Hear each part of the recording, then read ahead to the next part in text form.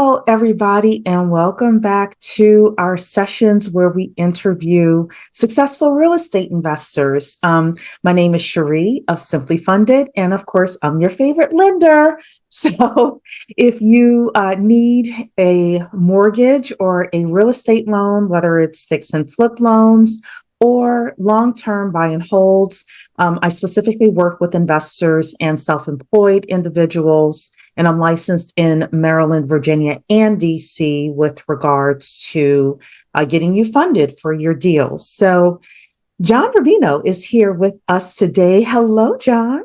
Hi, Cheree. Thank you so much for having me. This is Absolutely amazing. I'm excited. Yeah, we're excited to have you. So start off telling everybody a little bit about yourself and how you got into real estate investing. Sure. So I've lived here in the Northern Virginia market, just like you. I'm in Burke, Virginia, so not too far. I've been here for about 12 years now. The Navy brought me here, and I finished my career in the Navy back in 2017. And I served for 20 years. I was a Navy pilot. So you see some of the aircraft behind me. It was a great, 20-year career. I loved it. I had a blast. I learned a ton. And I reside here with my wife, Stacy, and my 4 kids. I've got a daughter in college, her second year, and I've got 3 boys in high school. And for the boys, it's just make sure that they're fed and they're doing their thing and they're always happy. My wife's a kindergarten teacher here in the local area as well. So we love this area. We're really glad we planted our roots. I started investing a little more actively than passively back in like 05, 03, 04, 05. I built 2 new construction homes in Southern Maryland in St. Mary's County.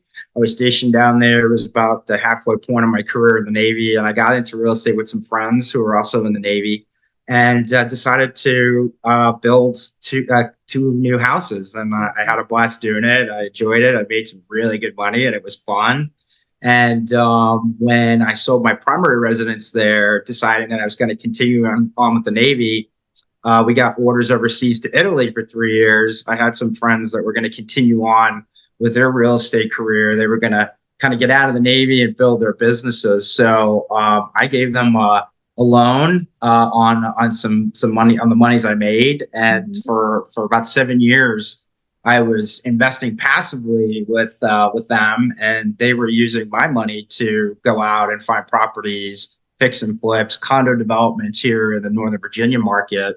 And, the Great Recession hit in 08, 09, and those guys actually did really well because they were able to come in with cash and buy properties for, 20, 30 cents on the dollar. Right. So I was making a 10% return on about $200,000. I was investing passively, and I started to learn about the passive side, which is what I do now. And the passive side is really studying the markets, the due diligence, the underwriting, the pro formas, the demographics, the locations. And so that 7 years, I got this, really cool training and education and understanding how to invest as a professional investor. And I was getting a return on my money. So kind of a win-win right there. So were you able to look over their shoulder and see how they were making decisions? I had direct access to them. Being overseas, it was a little difficult, but I was actually able to see a lot of the pictures, and I was actually able to look at a lot of the properties they were building online and walk through that process. When I moved back to the States and I was able to be back closer, then obviously going out and going on seeing boots on the ground, it was great to basically see what these guys were doing with my money. And I knew these guys personally. They were like family, so there was a lot of trust there. But when I got back to DC, and then I was going to retire in 17, what I wanted to do is I didn't really want to go back and work for the government. I wanted to start a business. And so I took the same mindset and then kind of what I was doing professionally, and I opened a business that basically I brought to friends and family, close friends in my network, and basically having them partner with me on real estate investments with active borrowers and sponsors, kind of like what you do. You do loans to single family fix and flips or rehabs or investors. We were doing that as well. And we started small. We started doing single family homes, bring in maybe about 70, 80% of the money. And then we kind of got into the equity side where we were bringing in $500,000, $1 million, $2 million. And so our investor network grew. We were bringing on more investors, not just friends and family, but public accredited investors. Right. And our sponsors who were out, finding projects, needing our capital to come in. And we've grown into a, multi-million-dollar capital raising company. So to date, we've raised money on 30 projects, over $40 million. 18 of those have gone full cycle, successfully hitting or surpassing returns. And, everybody over the last couple of years have been struggling a bit with, COVID and inflation and interest rates. So we're obviously part of that, but we're navigating through it, getting creative and still, doing well for the most part, and just kind of seeing what the market's going to do this year. But it's been a great ride. I've been learning a ton. And, I think you learn more when times are harder than when times are better. Yeah. Not that I didn't learn a lot when times were good, but, from 2012 to 2019, it was just amazing. Yeah. And then 20 comes, we hit COVID and it was like, holy cow, what happened? And, but we've definitely adapted and updated our business principles and strategies and gotten through it and persevered. Yeah.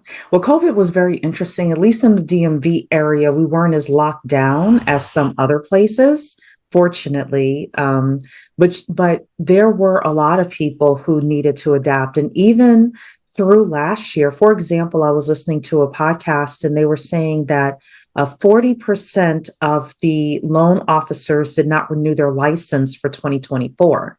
So the industry was cut almost in half because of the interest rates, and it's harder, quote unquote, it's harder for people now. And I don't even have to say the quotes. It is. But like you said, right. You learn so much more in these environments, whether it's higher interest rates or, a pandemic or anything that's happening. It also is helpful. And I wanted to ask you about this as well, because you mentioned that the original gentleman that you gave the $200,000 to, that they were able to capitalize when the market went down. And to me, that's about financial literacy, financial prowess, not being over leveraged either personally or in business. What do you think about that? Because that can be so important as people are trying to do deals. Sometimes they get into bad deals because they're just so excited about getting into something. Yeah, you're absolutely right. I think that a lot of the sponsors and developers and operators and borrowers who were kind of starting in like 2012 or 13 or 14 really got to see the heightened portion of a market cycle. And so, they kind of didn't have the opportunity to see the downside. And so I think people that came in 19 and 20 really kind of were jumping in thinking that, hey, this is going to last forever. I'm going to be able to get 2% or 3% interest rates, leverage 75%. I'm going to be able to get projects at a good price. And that just doesn't work anymore. So I think a lot of people, like you said, got into it just to kind of catch the sugar rush. And unfortunately, those are the people now that are really struggling. Now, the more experienced folks that have gone through cycle changes even had trouble because they never saw COVID or they've never seen something like that before, but they've had the experience to get through that lower portion of the cycle. And they kind of relied on their, knowledge, expertise, understanding the market, the relationships they've had with their lenders. That's allowed them to kind of, not only get through this, but, persevere and be really just some of the very small percentages of those folks that are able to get through this very challenging times. Now, on the other side of the coin, you're going to see a lot of people that unfortunately have to get out. A lot of banks are going to have to, discount notes, or they're going to have to do things to get creative. And there's always the opportunity to have cash. Cash is king, queen, whatever you want to call it. It's important to have it because of these situations where you're going to be able to come in and get properties at 30, 40, 50% discount. So it's always nice to have, cash available and ready to go, especially, as things kind of start looking like they're going to be great forever. Warren Buffett says, when people get greedy, I get nervous. When people get nervous, I get greedy. He's absolutely right. So now everybody's getting nervous. Not a lot of people are investing. There's billions of dollars on the sideline waiting to invest. And so I think the opportunity to come in and swoop up some great deals are going to be available. Yeah, because people are always motivated as well. Mm-hmm. And during these times, you do have motivated people. And it's a matter of anytime somebody tells me that they want to get into wholesaling or real estate investing, period, I say it's marketing and sales Mm-hmm. business, more Mm-hmm. than anything, being able to find those properties. So people underestimate the um, the marketing skills that's needed in real estate investing. Of I'm course. very curious what you do actually to market your business. Let's talk about that. How do you either find properties or help your clients find properties? What are some Right. of the things that you suggest to people? So our business, just like so many in real estate and in general, built on relationships. Mm-hmm. Being in the area for 12 years, I've grown an amazing network of people, both in the DMV, but also down south in the Southeast where we invest. So our business really, what we do is we partner with sponsors and operators that have the active deals and need the equity portion of the project. So we help raise that through a network of about 200 to 250 investors. And so we're kind of like the liaison. We syndicate the deals and bring them from the sponsors who we've already vetted, approved for funding, got the chance to meet them across the table, walk their projects. And then we start looking at their deals and kind of really digging in. And before we look at deals, we want to have that relationship, that trust, that partnership in place, so that when we start bringing deals to our investors, they know that we want them to love the sponsor as much as we do. So that's very important to us. And then when we start looking at deals, we really dig in. We make sure that everything meets our criteria. But the criteria is in place because we've already built that from the initial introductions, the initial building a partnership. But I market very, very actively. I'm on LinkedIn, I'm on Mm-hmm. Facebook, I have a website. And not only do I actively market, but I'm very transparent. So, my preference on the investor side is when investors want to learn more about us or they want to become an investor, we actually want them to get to know us better, just like we Mm-hmm. want to get to know our sponsors. So maybe go out for lunch, walk some of our projects, jump on a Zoom call, spend some time going through how projects work. Once they sign up, share previous private placement memorandum packages we put together, we filed, so they can go through an active deal or a deal that we've done and ask all the questions so that they're saying, hey, I've gone through everything with these guys. Now it's just I'm waiting for my first deal. And Right. that's kind of my preference. And so a lot of the sponsors and even investors we've met have been organic. I'd say Mm-hmm. about 75%. But a lot of people find us on social media. They find us on our website. They reach out You have a and little bit of both. they want to learn more about us. But there's nothing better than getting a referral from someone that you trust, is in your circle of trust. Trust but verify, but at the same Mm-hmm. time, getting somebody that that's going to be able to pass on referral to you, knowing your business. And that's also important, educating people, communicating with them and allowing them to understand how the business works. So that's Right. a very important thing. So if you want to get people to help you, you got to be able to give them what they need to go out and find the right people for you. Right. So that's really So important. the three things I heard from you is relationship building. So that's like one pillar of your marketing. Education, Mm-hmm. which I'm very big on as well, is like another pillar. And then having the social media there and the website and the, SEO, like blog articles and things like that, because after somebody talks to you, they will go online as well just to verify what you're saying and things like that. So I think that like all of those things are important no matter what people are doing within real estate. So That's correct. I couldn't have said it any better. Yeah, those are very important. I'm a summarizer. Yeah, I like it. You can call me ChatGPT. So let's go then into a little bit more about raising capital, Yeah. because so many investors want to get into raising capital. Now, you've raised millions of dollars, but for our people who are just getting started, let's say they want to raise $500,000, Mm-hmm. and get started with the process of syndicating their first deal. What are some of the um, things they should think about legally? Like give us kind of some steps with regards to how they should approach it. Yeah, and again, I'll share my experiences. Obviously, I always share that, what I know, what I do. I always check with a professional just to make sure. But, I would always say start small, baby steps, maybe just getting together your vision for how you want to do it. How are you going to raise the money? We took a full year to put together everything we needed and just really putting it on paper, getting it ready to go. And, my business partner and I, when we got together, we did that for a full year. And then we went out to some very, very, knowledgeable, educated, experienced people in the banking industry, real estate industry, and that we knew close. And they really beat us up, but it was great because they gave us, all that feedback. And then they said, hey, we want to become investors with you once you guys get this thing going. So that was kind of a win-win for us. But yeah, I think that, sitting down and just really charting out how you want to do this. How do you want to go out and talk to people? I always am a big fan of starting with family and friends because they'll be honest with you and they want to see you succeed. And if you got something that's really good, they want to be part of it. So that would be my recommendation, is just getting things in writing, looking at what your goals are to start, and getting all your stuff together to really share with those that are closest to you in your network.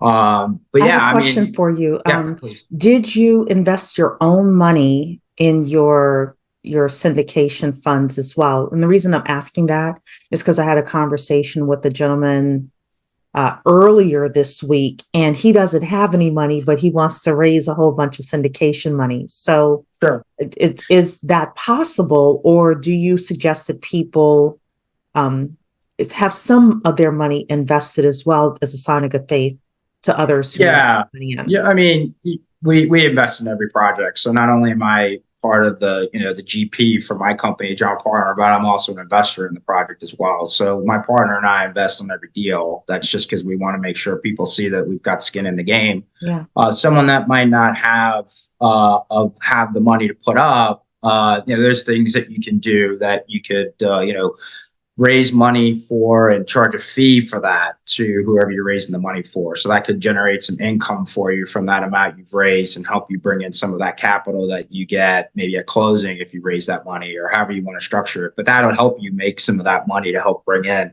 The other option is if you have savings, or save up some money so that you have it available. But if you got a really, really good deal, you can bring in a little bit of money, but give more collateral or more protection and coverage of the risk of that money being exposed to someone else, then that's great. That's what I would do. So maybe you partner with someone that's got a chunk of money that can bring in 90%, and you bring in 10% or 5%, and that person could get first lien position, and they get basically the lion's share of the money. You're basically going to be doing the sweat equity. You're going to be managing the project. You're going to be basically overseeing operations and management. So there's definitely ways to put it together. The other thing too is, if you're going to raise money and it's a portion of that money, then you got to figure out, okay, how do I get the rest of that from a bank? Because if I got to go to a bank, then I got to think of things like, hey, is there going to be recourse? Do I have to give a personal guarantee? Can I do that? Do I have the financials for that? If I don't, maybe I need to bring someone who could be someone that gives them the balance sheet to get that loan, and they can guarantee it. So those are different things you got to look at. But start simple. Go after smaller properties. Go after properties that maybe you're bringing in $50,000 to $100,000, and there's an operator or a borrower, kind of like what you do. A borrower is kind of managing it, and they're making payments to you, and you've got control of the property, or that you've got someone that could come in and take control of the property as part of your partnership. On the legal side, if you're going to raise money, it just depends. To me, it's a raise amount. So when we were raising $200,000, $300,000, $400,000, we were just putting together entities, LLCs that would basically be for those specific projects. And when we got bigger and we started raising $1 million, $2 million, $3 million, that's when we knew, hey, we've got to follow the book. We got to go through the SEC. We've got to go through the regulations. So what we do is we do a private placement memorandum from an attorney that we hire that does that for us on each of our projects that are over $1 million. And the reason why we do it is we just want to be protected. We want to have it licensed with the SEC, and the documentation, everything is done very professionally. And it gives us comfort knowing that we're protected, that the investors are protected. And that's kind of the legal side of that. But if you're just going to do a regular renovation project or a fix and flip or something that's a little smaller, you could stand up an LLC and you could have each member that brings in capital have ownership of that LLC. Right. So in essence, then you don't really have to go through the SEC process, and you just basically have an attorney drop the paperwork and stand up the LLC for you. Yeah. So you bring up a good point, because in our industry, being hard money lenders, the more experience the person has, the better the terms are for getting money in the future. So I was talking with somebody again earlier this week, and I was saying, 3 is the magic number. If you can get 3 deals over 3 years, then the terms start going in your favor. So I was suggesting to him, why don't you partner with somebody who already has experience and you work with that individual? You're on the LLC, so you could prove that you were part of the project, part of the profitability, but you also get to work underneath somebody and see from start to finish how the deal is done. I hope he takes my advice with regards to that. But for people who are just getting started, to me, actually, when I got started in real estate, I did that for my first 2 deals. I split profits. I brought the deal. I didn't have to bring cash for either, but I brought the deal. I had it all set up. They came in, they double checked my work, and we split profits, but I was able to leverage their experience. And so many people don't do that. Yeah, that's a great point. I mean, interning or bringing deals that are good deals that you can bring to someone, they're going to be more than happy to work with you if they're good people. If you're in our area here, like where we are, there's Deloitte, there's so many government contractors also have a real estate arm. So if you really want to get into it, you've got the education, if you've got a business background, you could always look for positions within government consulting or government contracting that does real estate, and you can kind of get that aspect of it. You'll definitely get some great skills there, and basically learn from their expertise as a larger company. But yeah, I think that's a great idea, where people can then do some research on some of the companies that are doing some of the things I mentioned, like us or a direct sponsor, and say, hey, can I help? Maybe it's pro bono, or maybe it's just, I don't want to get paid, but if I do find a deal, I get a percentage and I get to kind of watch what you do. And I think that's a great idea. Right. Because I think the fastest path to cash and to experience is really what you want, I totally agree. So you have some exciting things on the horizon within your company with regards to being able to train people on what you do. Why don't you tell us a little bit about that? Yeah. So on the education part that you mentioned, I love to do education, coaching, one-to-one mentorship, where we could help folks just learn about passive investing in general, passive real estate investing in general. So we put together a 7-part series and webinar. We got most of it done last year. We only have 1 part left, and we've recorded it. But it's really kind of giving folks just some of the things they need to think about when they're getting into passive investing, from part 1, which is building your team, all the way to part 7, which is looking at, the distribution schedule and the waterfall of a project and how that works. So we've got that all available. A lot of people have come on and seen that and liked it. So that's kind of our way of just giving back a bit. And of course, we've done it. So there's a lot of experience from us, but we've also partnered with a few other folks that have done it as well. And it's been really highly welcomed, and people like it a lot. But I also have consulting. I offer folks opportunities if they want to consult and they need me to look at a deal or get some ideas of what they need to do. I'm always happy to do that. Yeah. So the education is huge. I think that you've got to really kind of start small, but put down what your goals are. What are my short-term, medium-term, long-term goals if I want to get into capital raising or borrowing or lending, and really kind of look at, because this has been done. It's not like it's somebody starting from scratch. There are books out there, podcasts, Bigger Pockets, Left Field Investors, all these different groups that are doing it. So, absolutely. I think that's so important. Yeah, there's so much information out there that people can just be on YouTube or podcast and read books and Hmm. get really 80 to 90% of what you need. So I'm Exactly. amazed at the amount of content that's out there that is available for people. Um, Yeah. Couple additional questions. Sure. Roughly for somebody who wants to be a passive investor, they Mhm. got a busy job, they're a busy mom, whatever, but they've got some money. Um, what are average rates these days? Like, because I've had people come to me and they expect an exorbitant interest rate, interest rate. So, but how much can people earn as a passive investor?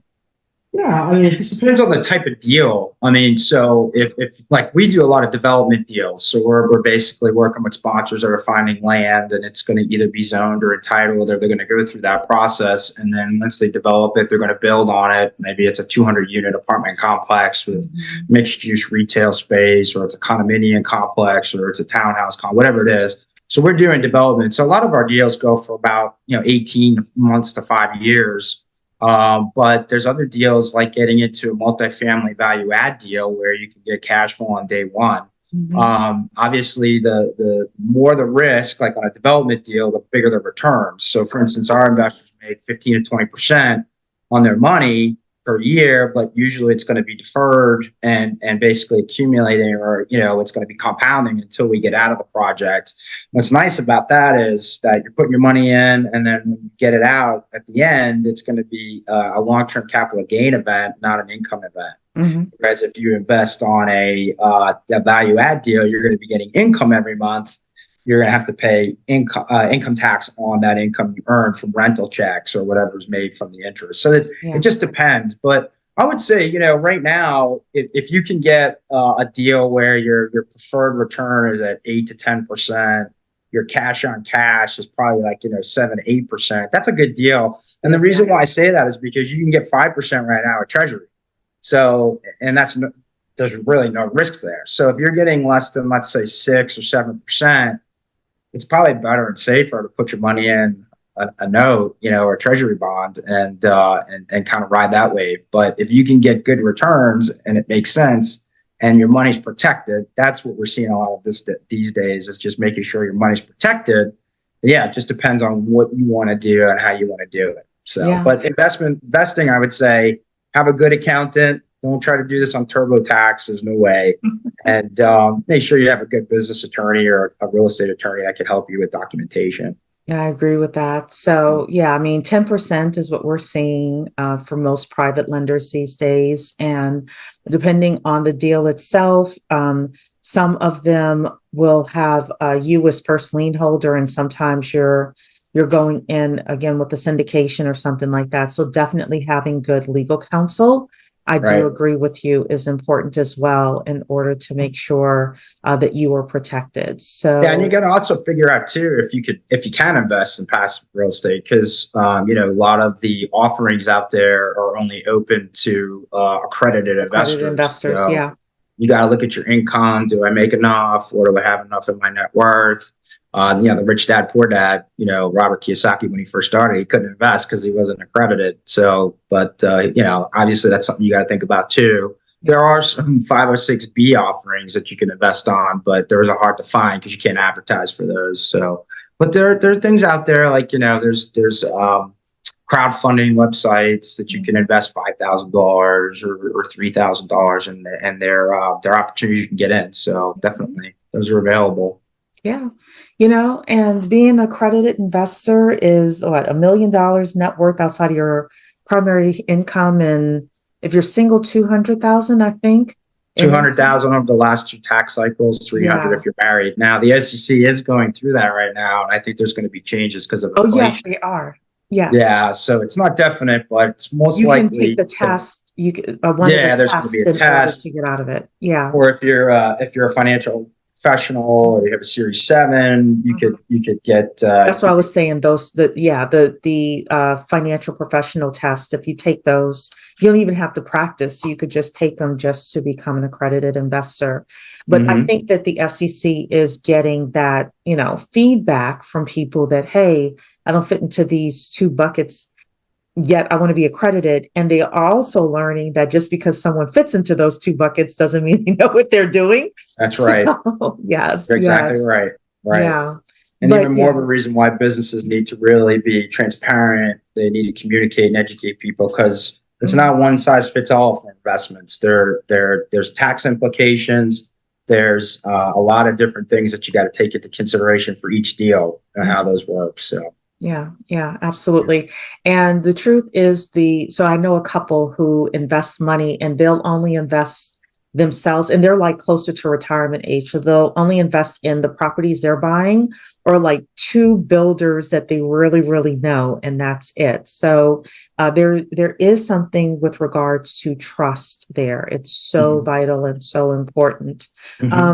So how do people get in touch with you if they want to learn more about passive investing, taking your classes, get coaching from you, etc.? Absolutely. So we have a website. It's JID, that's Julia India Delta.com, JID Investments. I'm sorry, JIDinvestments.com. We're on LinkedIn under just JID Investments. We have a company page there.